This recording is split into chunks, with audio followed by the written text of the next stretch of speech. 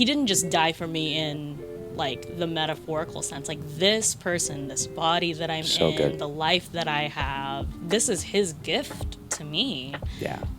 My culture, my family, even though they don't always feel like gifts, I love them, they don't always feel like gifts. Like even so much of that is like part of what he died for, and so much of what he redeemed, and he's sending me into that. So like, what can I do? How can I be open-handed with this?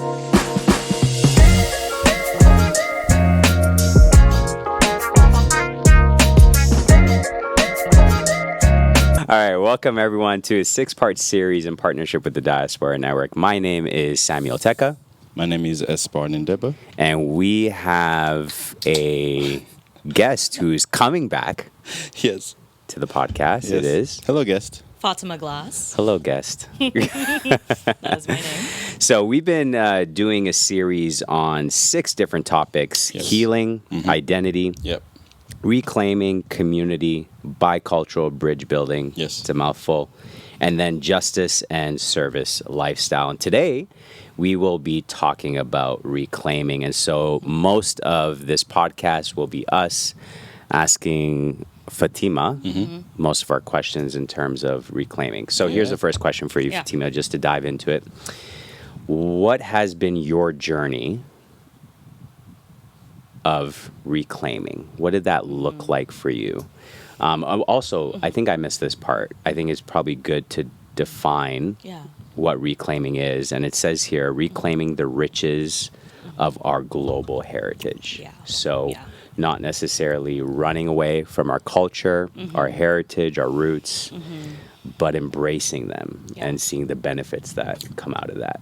Yeah. But even before that, just so the people who might not know what those words mean, if you can just also kind of just like define what reclaiming is. Elaborating on it. Yeah, that's good. Well, I mean, I think reclaiming in this sense means like what you said earlier. Maybe there was a period where you ran away or you disowned it. You distanced yourself from it, maybe for whatever reason. Maybe pain or trauma. Shame is a big part of it. I know shame was like a driving factor in my story for so long. And so reclaiming, especially within the context of the Bible, as Christians, as members of the church, to embrace those riches again, right? I think it's like somewhere in Colossians where it talks about like that we have access to all these riches. That's right. Through Jesus Christ, and part of that is like being made in His image, being like people who were created in specific language groups, specific cultures, like embracing those riches again that Jesus gave us in our cultures, because we all have, I firmly believe, different nuggets, different values in our cultures that maybe whether a lot of people in there know Jesus or not, it like actually reflects something of the beauty of creation. That like the Lord gave to us. Very good. So I think that's what like reclaiming means. Yeah, that's but good. Mine is, it's a long journey. I'm still on it. I don't know when I'll ever be finished with the journey. Maybe when I'm in glory with Jesus. But yeah, being adopted when I was about to turn 6 years old, so I'll just say 6 years old, and then being brought to the States, like I was Filipino. Like in my head, that's what it was, but really just encountering a lot of the dynamics in America. I remember like the first time I faced a test and you had to put like your race, and there's like, you know, Asian, Pacific Islander, Native Hawaiian, and I was like, which one am I? I don't know. The Philippines is in the Pacific, but like, what is Asian? What is, you know, Pacific Islander? All these things. And I remember asking my mom, and she's like, "Oh, well, here in America we're Asian," and so it became like this more maybe specific identity of like, oh, being Filipino means being from this specific culture. Now just being more broadly Asian. But especially as I grew older and as I experienced a lot more conflict and tension with my family, a lot of anger and shame, I think, really started bubbling to the surface. And I firmly believe every culture also has their aunties and their uncles that are like, you know, they'll just say things And you're like, you can't say that. Without thinking about it. Yeah. Yeah. And I'm like, even though you're a little kid, that hurts your That's so feelings. true, yeah. And so I'm sure they were joking, but it still hurt, especially like the longer that I was in America, they're like, oh, you're not Filipino anymore. You're so American. And that, like, even as a kid, and in so many ways, I was a very serious kid, was like causing an identity crisis inside of me of like, I'm losing Filipino, like I'm not Filipino anymore. And I wasn't meaning like my skin color or something was changing, but there was like something inside of me that when my family in the Philippines saw it on Skype or they encountered me when we would go back home, there was something that they perceived to be fundamentally less Filipino than where I was before. And then also a lot of like the painful things that people would say or the ways that they would tease me. I was just like, well, if this is what it means to be Filipino, to say these kind of things, I don't want to be part of that. Like, I don't want that. Maybe I'll keep these things that I feel proud of. The boxing champion, Manny Pacquiao, that is like the pride of every Filipino. You know, I was like, we'll keep that. We'll keep some of the food that's really popular because, you know, people like to try new foods. And, you know, whatever else it was at that time that I deemed more like socially acceptable traits of being Filipino. And I just like distanced myself from everything else. And a big part of that was the language. You distance yourself from the language. Yeah, Gotcha. because I didn't like that I had an accent at one point. So like when I would speak Tagalog, I would have an English accent, and then if I spoke my native language for a long time and switched back to English, then I'd have a Tagalog accent. And then my cousins, my aunties would be like, "Oh, you sound funny," or like kids at school who can be kind of mean. They'd be like, "Oh, you sound kind of funny," and I didn't want to sound weird. I wanted to sound American. Again, a lot of pain, a lot of shame and self-consciousness. And so I lost a lot of like language skills. So to this day, I speak, there's like Spanglish, which is like Spanish English. I speak Taglish, which is... Taglish. Yeah, which is a combination of Tagalog English together. So I probably sound actually even funnier than I did before. But part of the way I'm trying to re-embrace it is like getting past that self-consciousness where I'm like, I don't care if I use the wrong verb. Or I use the wrong word. I'm trying to connect with my family back home, and it's really pushing past that. But it wasn't really until I think I got to college where I started thinking through what it means to reclaim. Because, like, I felt so far away from, like, my family culturally because I was in this predominantly white, slightly countrified state school, Texas A&M, which, for the record, proud to be an Aggie, but it is not known for its like whatever Harvard. It's not known for its racial diversity or UT. For its, you know, like giant diversity. It has a large international student population, but people are just like, oh, you're Asian, and I'm like, you know, they just generic, categorize, generic Asian woman. And when I would go to like the Filipino Student Association, there weren't even a lot of Filipinos. It was mostly like a lot of Vietnamese college kids who loved Filipino culture. And I was like, I'm not practicing my language. I'm not able to cook the food because I lived in a dorm.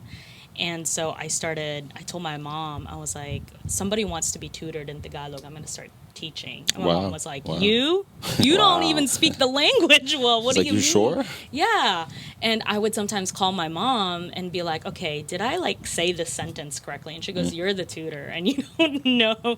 And I think she was like needling at something there. Maybe it was hurtful for her to see her kid like be like, I don't want to be part of that.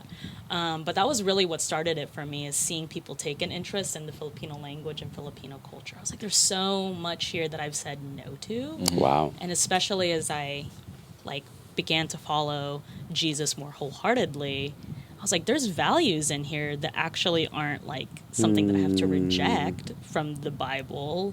This is like part of what it means to like redeem our cultures for the sake of Christ. When was the time for you that you were able to kind of, in a sense, because you were battling between these two, it's like, you know, you speaking Tagalog and they're just like, what are you doing? Like, just speak English. You go to America, they're just like, you speak funny, you have a weird... So, but where did you go to that kind of became this point of just like, okay, maybe I need to actually embrace my culture. Maybe I need to, like, where was that point for you when you kind of like turn around everything that instead of kind of just like playing in this chaos, that you were just like, okay, I'm just going to stop and see actually where I need to go. Where was that turning point for you? Yeah, college was really the big turning point. And I think it's because I just felt so like, and my sister was in the same college as me, but she was really, at that time, my only connection to Filipino culture even then, because my parents lived 3 hours away. Again, I didn't encounter really hardly any Filipinos on campus, and if they were second gen who didn't speak the language. And I was just so homesick, but not like a, I need to drive up home, but there was that longing inside of me to connect with the language, the food, the people that I felt like I had left behind. Wow. And so, as like a perpetual student, I was like, let me do it through teaching somebody else first. And then when there were like cultural festivals on campus and opportunities to cook the food, I would literally borrow a friend's kitchen. Like I'd be like, can I use your apartment kitchen and cook noodles and stuff like that? And then I would start like sharing it with people, and they're like, hey, this tastes really good. Can you cook some more? Yeah. Wow. College was really big. So, I mean, clearly the reason why you ran away from it was because there was a lot of pain attached to certain cultural values, even maybe, as you mentioned, your family saying certain comments that would, again, just make you kind of reject it in a lot of ways. What did that, I know we talked about healing in the first episode, but I would really love to know what was your process of healing? Was it simply the fact that you were engaging more with these cultural events, or you were tutoring people and just the healing kind of just naturally happened for you, or was it intentional? Was it, do you get what I'm saying? Yes. Yeah. What did it look like for you? No, that's a good question. I was very reluctant to be healed. And I think it took a long while for me to realize that. I think a lot of that story of when Jesus says to the paralytic that's laying by that pool, and he's like, do you want to be healed? And I was like, that's a silly question. Sure. Of course, like he's laying there. But I think in so many ways, the Holy Spirit and asks us that, and we're like, maybe yes, but not yet, or like, yes, but I want to hold on to this. And sometimes a lot of the anger that I experienced that made me like want to turn away, I think some of that was like rightfully angry at certain things and valid. And because I had a lot of just like pain and conflict with my adopted mom growing up, and she's Filipino, I associated so much of Filipino culture really like in the presence of my mom. And so that's probably a big part of why I wanted to separate. And so I don't know that I was really intentionally seeking healing culturally. Like certainly when it came to my relationship with my mom, mental health, there was a lot more intentionality in pursuing that. But I was part of the student organization that was campus sponsored called the International Student Association, ISA. So it wasn't just one culture. It was very much like Diaspora Network, but for college students. Cool. And so I was constantly around different cultures, and because there was this sense of like, I'm really proud of my culture and I want to learn more about other people's, that put me in a position where I felt freer and like having the space to do that, to be able to talk about it with other people, and being around people who were actually curious about my culture, about my background. It extended a certain freedom. Wow. And it allowed me to be more free in my expressions of like, oh yeah, back in the Philippines we do this, or like, joking about karaoke culture because Filipinos love karaoke. And like little like stereotypes and funny things like that. But it gave me the opportunity as well to wrestle more with like, okay, I was running away from those things. What was like underneath the thing? Like I was angry, this is the surface, and that's true and valid. But like, what was it under that? There was pain. There was shame. Very good. Wow, that's good. Very good. Do you have a question? Yeah, I mean, you just said it right. So you said like, kind of going discovering what's underneath that pain, right? What's actually causing it. That's something that a lot of people don't really. Some people don't really get there. Yeah, which you know what I mean? we had talked. Yeah, 100%. So which we kind of talk about it. So it just like gets to a point where of like there had to be some sort of signs or some sort of like things you came across along the way, right? That kind of like played a factor into you seeing like, okay, there's layers to this, and they're like like the DNA, like where is the core, where's the where's the seed of this thing coming from, right? And so first, how long did it take you to kind of like to figure out the seed, right? And whenever you actually were able to identify the seed, how hard was it for you to actually that's good remove it? Yeah. Oh, that's a good question. I mean, for the record, I feel like identifying. Yeah. It's like an elevator, Okay. right? Yeah, you go up, you go down. I mean, like, what was really at the heart of it is like I hated myself, like realizing that there was such intense self-loathing, and part of that was attached to a lot of these like harmful messages, even just like embodied, not being like the beauty standard for what college guys viewed as like attractive or wanting to ask out. Like that was, I felt as if that was somehow my fault. Like logically I knew it wasn't, but like heart-wise you're like, oh, I'm not attractive because they're going after other people. And so then I'm like, oh, this brown short body is not what is appealing. And coming to the place where I realized, and it was really my sister, I love her, she's like one of the just best followers of Jesus that she's I know. Great. She's awesome personality. She is a firecracker. She like challenged me a lot, and she would like point this out of like, you can't follow Jesus like this and hate yourself. Like that's not, and just like she was like unafraid to like point out those things in my life. So that was really a big part of like realizing that like internalized sort of self-hatred, internalized racism in some ways, that made me like reject or either full healing or maybe like only like partial healing in this one area and holding on to these other things. So that was a big part of it. That's really good. Often we hear about how you can't love Jesus and hate people. I think there's something to be said about you can't love Jesus and hate yourself. That's good. I think the greatest commandment is love the Lord your God with all your heart, soul, mind, and strength, and love your neighbor as yourself. And you could only extend that love to the neighbor as much as you understand that you love yourself, which comes from your understanding of how much God loves you. That's good. Sorry, you want to say something about that? No. Yeah. And I think that's like the more that I got to know the love of Jesus, the more that I was like, he didn't just die for me in like the metaphorical sense. Like this person, this body that I'm in, good. the life that I have, this is his gift to me. Yeah. My culture, my family, even though they don't always feel like gifts, I love them, they don't always feel like gifts.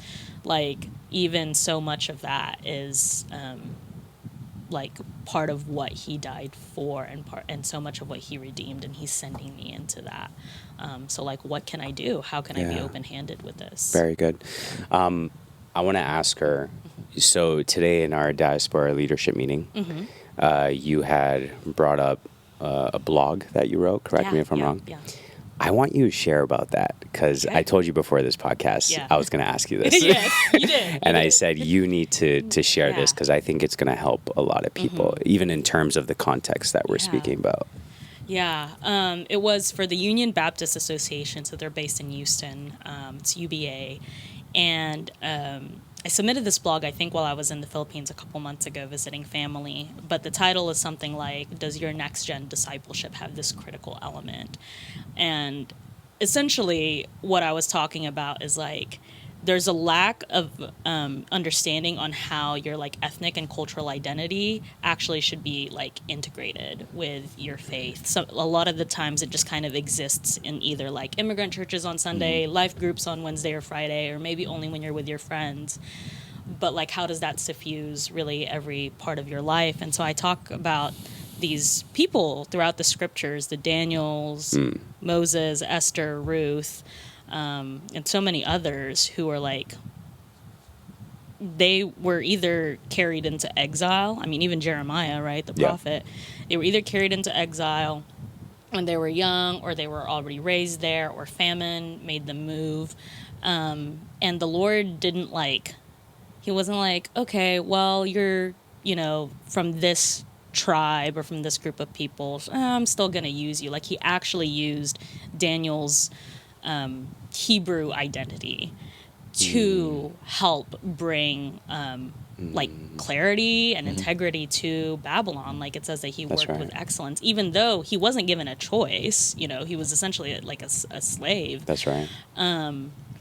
But it was because he served the Lord faithfully in Babylon that he was able to help the king, that he was able to do these things. And so we see that in Jeremiah 29, where the Lord gives Jeremiah a prophecy where he says to the people, you guys are going to be here for a while, essentially, but don't withdraw from the cities that you're in. Actually go and bless the cities, live among them, pray for the city, work for its flourishing, because if the city flourishes, so will you.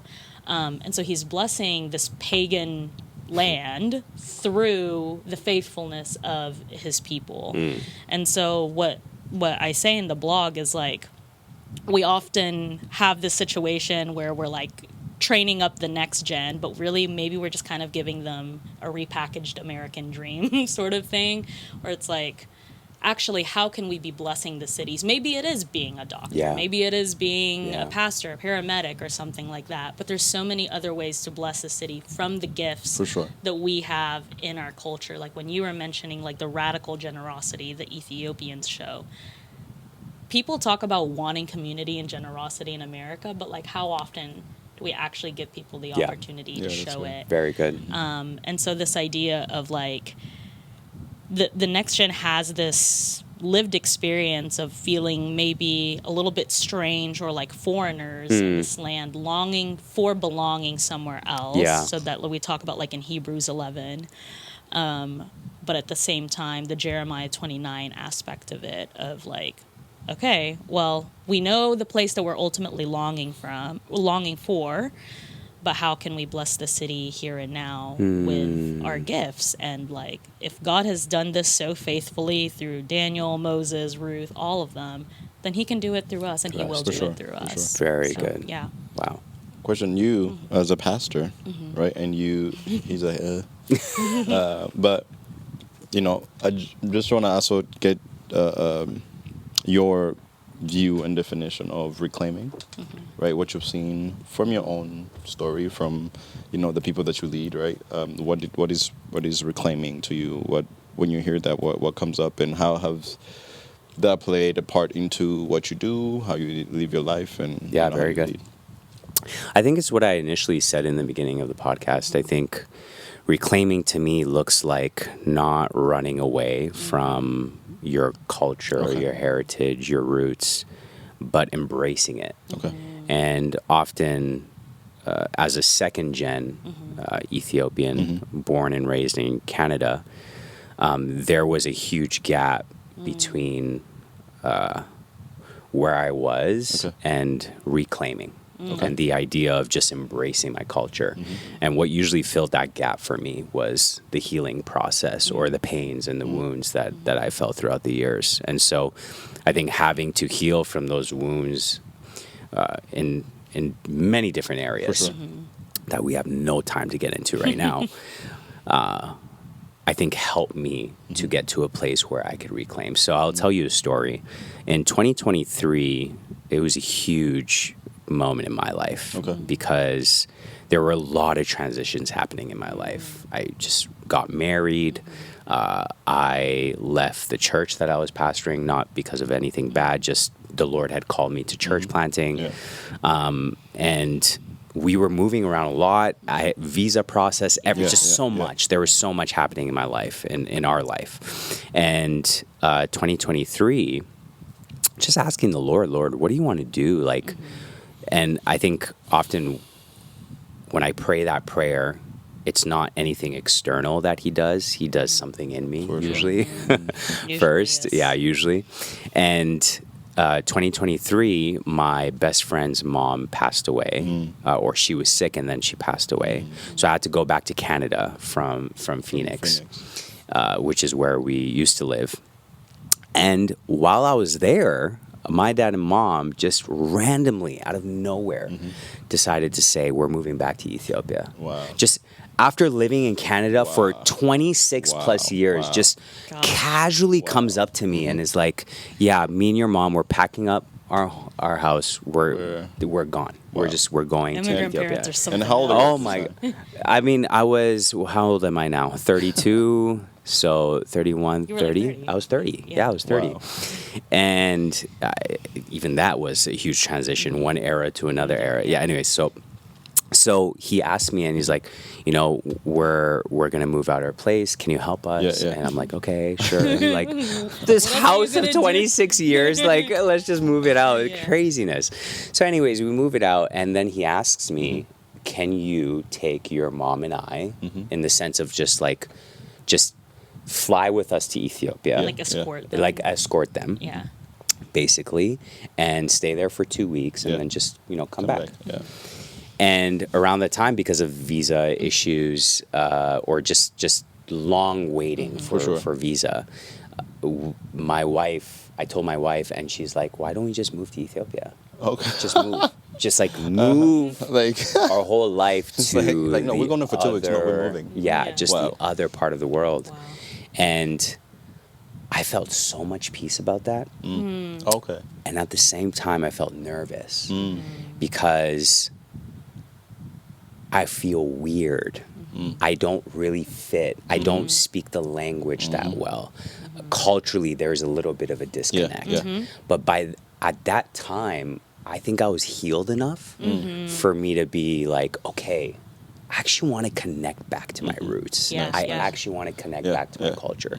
So long story short, when I went back, we ended up staying for 8 months. Wow. And man, just a lot of the values that I was telling you guys about earlier this morning, I would see the community and how close they were, the values. And I said, wow, this is a lot of these values I ran away from because, again, I was wounded. I wanted to reject them and so on and so forth. But I think the more I began to embrace my culture, which I cannot run away from. I am Ethiopian. Like I have Ethiopian blood in me.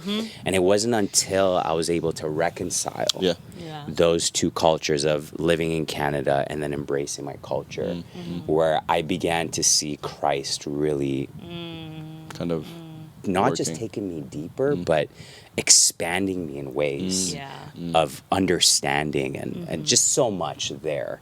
And so that for me has been the blessing of reclaiming. Okay. No, thanks for sharing that. That also reminds me of like when I was in the Philippines recently with family. It's something about, and I think I mentioned this to you earlier, Sam, something about being there, not just with my sister, seeing my brothers and our birth mom and stuff there, but like having my husband with me in some ways allowed me to rediscover some of the joy and the occasional absurdity, but like in a good way of, like the traffic and some of the food and some of the ways we interact of it, like actually allowed myself to immerse myself in a way that was different from my previous visits where I did feel maybe a little awkward or self-conscious because I remember a family member when we were going on public transport and she was like, don't say anything when you're on there. And I was like, why? And she's like, they're going to be able to tell immediately that you speak English and they might charge us more. Wow. Yeah. Just because they hear your expensive accent. Relatable. And I was like, okay. But I look Filipino and they're like, yeah, so just like let them, just like let them see you as Filipino, but like sort of like don't give it away that you're not fully whatever that means, even though I'm a full-blooded Filipino. But just like being there with my husband, who is a 6 foot tall white American. So I'm like, there's already like a marker of difference there that I'm not getting away from. But it just allowed me to like kind of just like take things as they were. Like, okay, that's not great, but this is part of what it means to be there, but also just be wowed by some of the beauty and the joy and the generosity. Thank you for sharing that. That's good.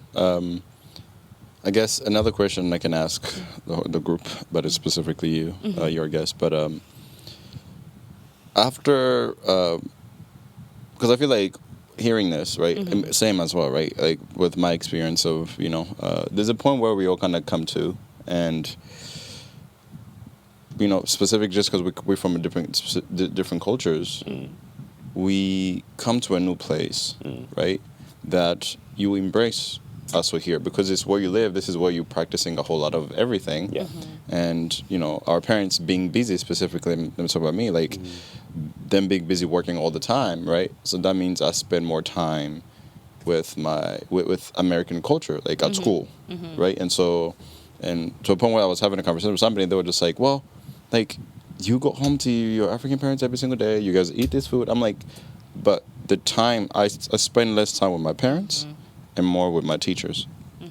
I spend less time with my parents and more with outside of this environment. Yeah. True. So I'm just like, and whatever I'm learning outside of like my culture, whatever that this new environment is teaching me, it's not all bad, right? But I think it's another road that it shows you, and then you get to realize like you actually tend to forget your way back to your culture, right? Wow, that's good. It's like it's almost like you kind of, as long as the more you're following this new environment, it's almost like your culture is like fading a little bit, right? So which is exactly what you guys are talking about. The language starts to go away, right? Certain accents start to go away. Actually understanding and knowing certain things about your culture, you start to forget that, right? And so whenever it comes in conversation, my excuse was always just like, hey, I came here when I was young. It's not my fault, right? So in a sense, for me to reclaim, it's exactly what all of you guys are saying. Like, you had to go home, right? We're just like, oh, wow, okay, this is incredible, right? You had to dive deep and actually get to the core of like, what's really going on? Like, what's off? Like, where is all this, like, specifically growing up here in the U.S. as a woman, as an Asian woman. So just like, that's not easy, right? And so for me, same, they just like growing up here as a first gen, right? Growing up here and navigating through the U.S. But like you said, one of the things that we cannot change is from where we're from, like who we are. It's literally in our blood. Yes. It's in our skin color. It's in our hair. It's in, you know what I mean? Just like somebody for you guys, Sorry, I just had. Yeah, you're right. You're right. I just had to insert that joke. That's hilarious. Yeah, sorry. But so it's like it's literally within. It's who we are. Yeah, that's good. And so I guess to what I've kind of realized is I've been customizing myself to this environment, right? And as I'm customizing myself, I'm adding on layers upon my culture. Yeah. So I'm like burying it. Me and a buddy of mine, we have this thing called, we said, it's time to take off that body, right? Or it's time to take off that clothes. Because the concept of a clothes is, if you have on multiple layers, you're going to be uncomfortable, right? But if eventually you just keep putting them on, this is going to be your new thing. Because as humans, we just adapt to things that easily. So, very true. But in terms of just like, what are some, for me specifically, the question that I'm trying to ask is, in this new environment that, the U.S. or Canada, what were some hardship into now living? It's not really living, but it's just like it's omitting some of the things that were prohibiting you from actually going back to your roots, going back to your culture, appreciating your culture, embracing it. Because to me, that's always the key that's missing. After everything that I was kind of struggling with identity-wise, which we're going to get to another time, was I tend to find out like I was burying myself in all of these other things that I kept meeting here. And it wasn't until I started taking off those bodies, those masks, that I was just like, oh, if I truly embrace me from the Congo, if I embrace my Africanness in this new environment, oh, okay, it's beautiful, right? And so what were some challenges that you guys kind of came across into now taking off those, personas, those bodies, embracing who you truly are? What were some challenges that you kind of came across? Fatima. Oh, that's a good question, Aspar. Thank you. I think, and this is an ongoing challenge for me, it feels like I'm always looking for home. Okay. home is such a tricky concept for me. And even in like the language that we use, like I say, like when people are saying, oh, when are you going back to the Philippines or something? I'm like, yeah, oh, I'm going home next month. I haven't lived there since I was 6. But in some sense, it is still home. But when I'm there, at some point, I start missing my AC unit. I start missing my cats. I start missing this home here in Austin. And I actually feel a little guilty because it feels like I'm always wanting to be somewhere else whenever I'm in a new place. And that causes its own sort of like internal, like there's a lot of, it's like a bittersweetness. Some of the sweetness makes certain things like the leaving or the arriving a little bit more bitter. Yeah. There's always a little bit of adjustment. And so I think that working through some of the discontents that I always feel of like being out of place, or even just the idea of home. I think for you, Sam, like that might very well be Canada, and Ethiopia may have been added later on because you lived there for 8 months. But to you, home may have been like, oh, my home isn't Ethiopia. I mean, like my parents are from there, but you know, it's Edmonton or Alberta, and for sure. I don't know. I think that that's still something that. It is still, I think, in many ways a barrier, or maybe not necessarily a barrier, but even then embracing, like, I am no less Fatima if I become more American. Wow. Like, that is still me. Now, there are certain things that I kind of, like, slap on there or hide behind certain masks, and the Lord is not about those masks. He's like, he created this. He wants to see us in full. So he'll pull those off. And that was actually, there's a book in the Chronicles of Narnia. At one point, this character turns into a dragon, and Aslan literally has to, like, rip the scales off of him. I remember crying when I read that as an adult, and they called it the undragoning, and it felt like sometimes, like, the Lord had to, like, peel back some of those scales. So true. Because they had just become like adhered to my skin. And there's some stuff there that like the Lord was certainly peeling back, but some of the ways in which I'm trying to make peace with some of those barriers, where I'm just like, this is who I am now. Like I am forever, in some sense, at least here on this side of eternity, I'm forever going to be kind of like these two cultures going back and forth. There's no longer like I even sometimes question what an authentic me is like, because I was like, that me has been shaped by forces that were outside my control. Because I immigrated when I was young. And so like, how am I to recover a 6-year-old version, you know, of myself? I didn't know who I was at 6. And so it's like, it's really just like recognizing this is sort of an ongoing creation process of like, as the Lord continues to work in me, I might look like a different version of a Filipino in a few years down the road that is maybe different than where I was 5 years ago. That's good. Very good. That's good. I mean, that's hard. I think it's an ongoing journey. I want to hear your perspective too on this. I think,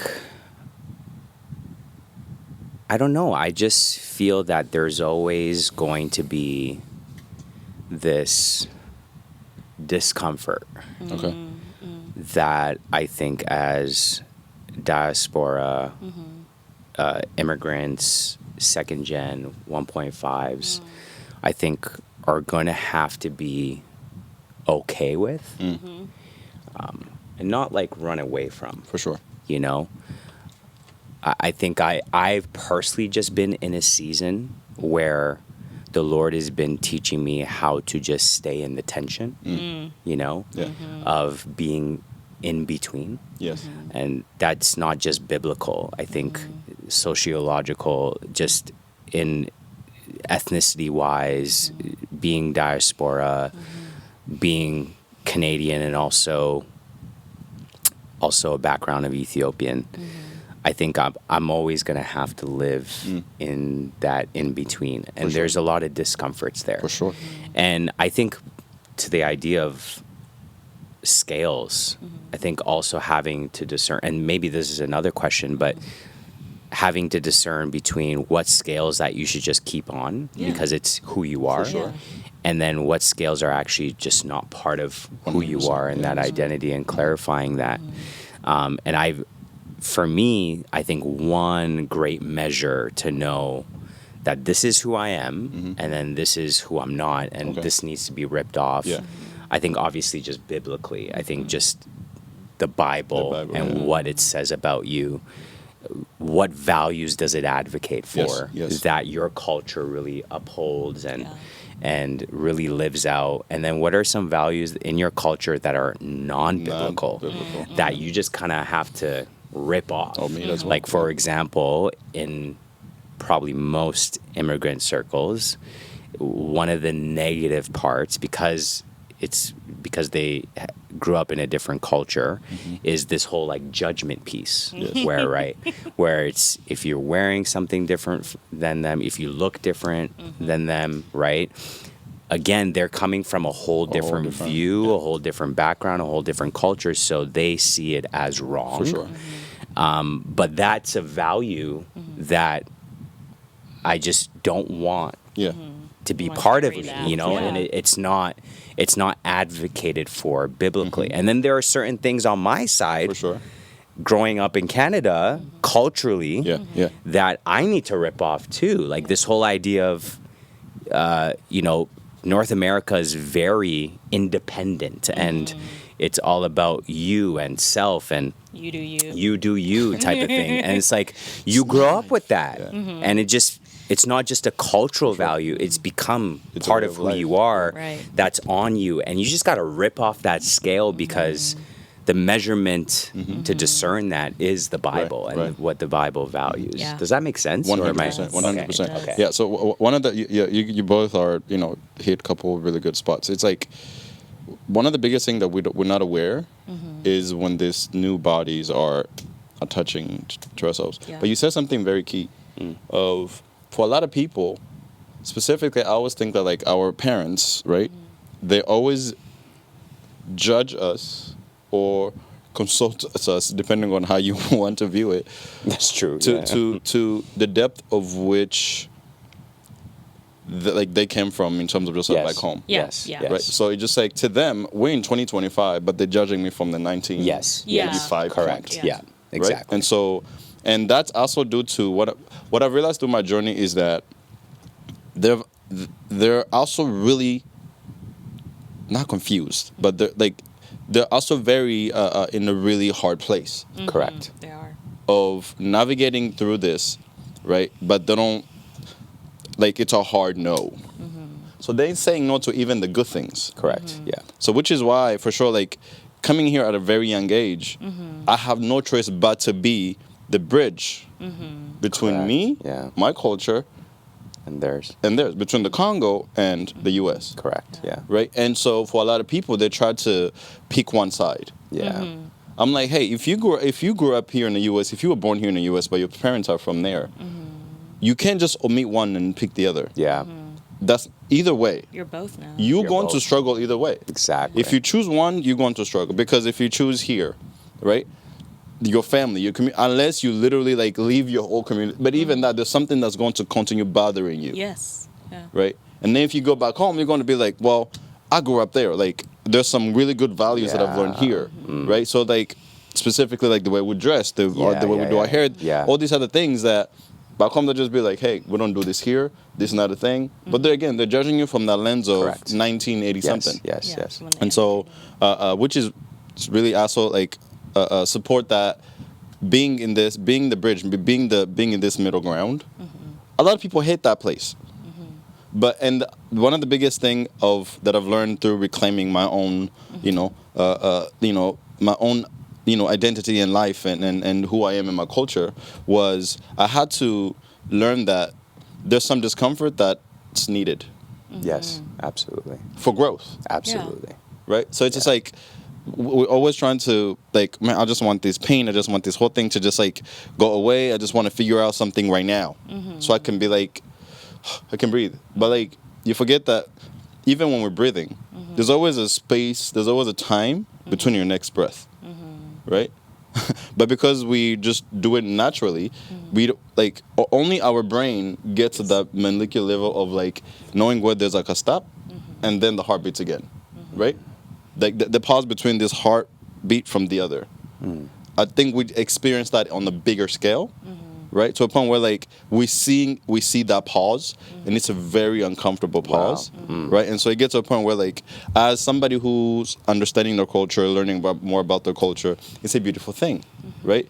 But also to your point, me being a Christian, there's a lot of things from my culture that are not all of this of faith. Yeah. So like, what you can't just accept everything from there too. Correct. You have to omit and be like, okay, I don't agree with that. Yeah. You might lose people along the process. That's okay.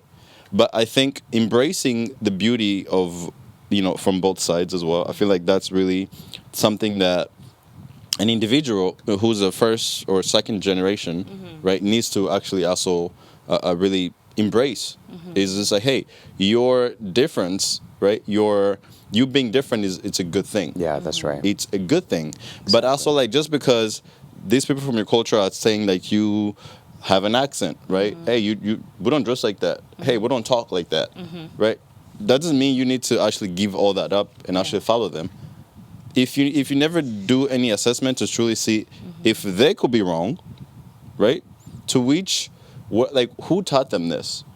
Where did they get it from? Yeah. Right? Which habit it's funny, like, kind of like how we're in the meeting, I was saying like the difference between discipline back home and abuse here, right? So it's like, it's all like that, because it's not until you come on this other side you see just like, oh, okay, this is, right? One of my favorite pictures is like this picture of a cartoon where there's like two people standing on each side, and it's like there's a number 6 drawn, but there's two people on the other side arguing. One is saying it's 6, the other one saying it's 9. And then so until that the switch is just like, Very okay, good. right? So very good. Our parents have gotten on this other side Very with good. us. Very good. But they still can't see the 6. Yeah. They still can't see the other number because in their mind they have blocked.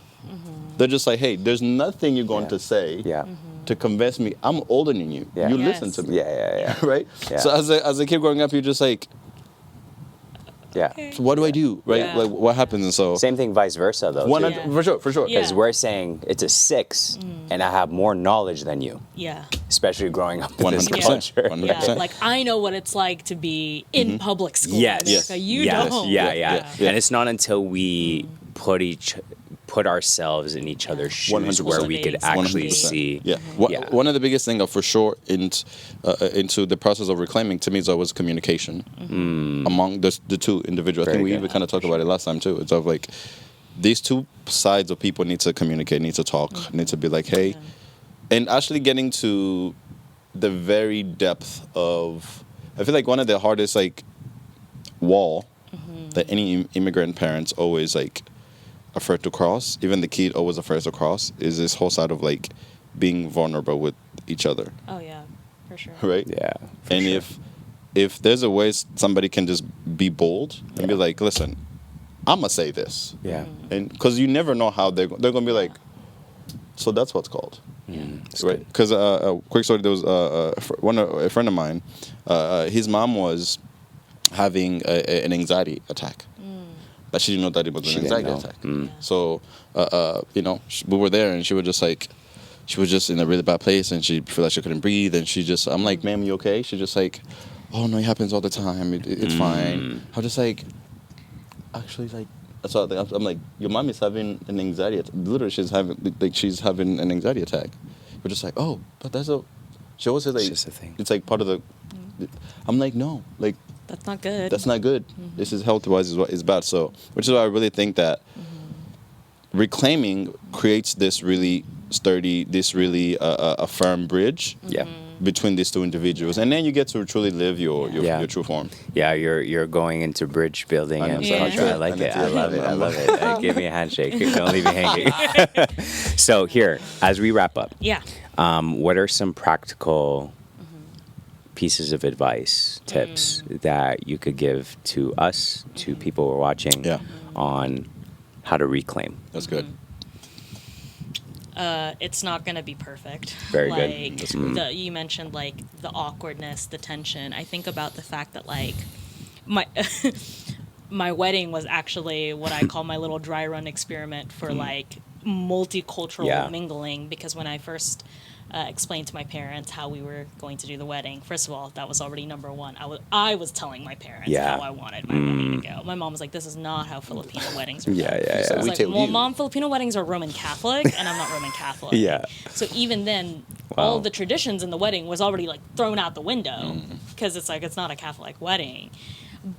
But having a wedding where I was trying to incorporate those Filipino elements with what I felt like Texan elements. We had barbecue for my wedding dinner. Cool. I did not hear a single complaint. People were like, "This is bomb barbecue." Yeah, it's barbecue. But we had like the Filipino money dance. We had like my dad didn't wear a traditional suit. He wore like the barong Tagalog.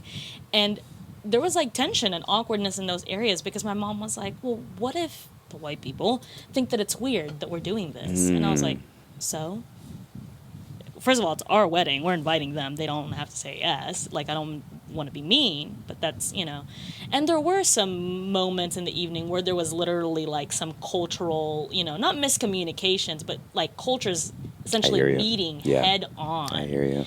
And it actually, because it was a joyful celebration, it brought about a lot of laughter, a lot of, like, convivial sort of communal thing where people maybe it wasn't like a pure Filipino culture thing because it wasn't a Roman Catholic wedding, but they got to see certain traditions, certain aspects of our wedding. Some of our wedding signage was in Tagalog.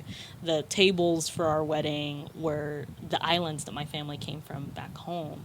And so people have a hard time pronouncing those. They don't know how to say Tagaytay or things like that. And so I use that as an example of like there may not ever be like a perfect moment or a way to like test this experiment, but already beginning to, I think, even assert in small areas, whether it's something as big as a wedding or being like, you know what, I'm gonna call my mom and ask her for the recipe on how to make this thing, and it may not ever taste like my mom's adobo, but I'm gonna like even connect with her. Very good.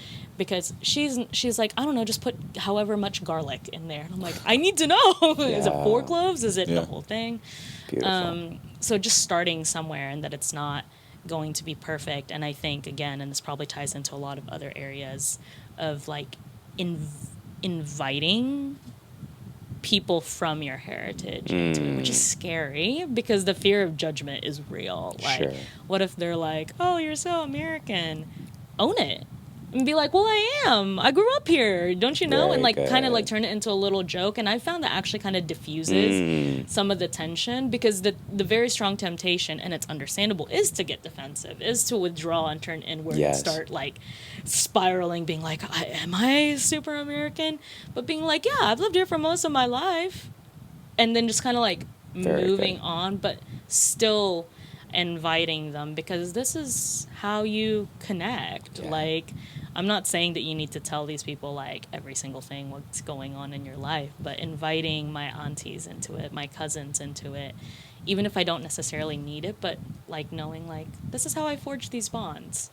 And if you have that opportunity, I think that's a really big part, because you can't define on your own what it means to reclaim a cultural heritage. Culture is made up of a people group. You're gonna need other people in there. Absolutely. So you gotta invite them in. Wow, that's really good. That's really good. Awesome. Should we end it there? Yeah. That was again, we just want to say thank you for tuning in, and we want to thank our guest Fatima for. Thank you, Fatima. You are a wealth of knowledge. Oh, thank you. Yeah, God gives. Beautiful side, but awesome. Peace, guys.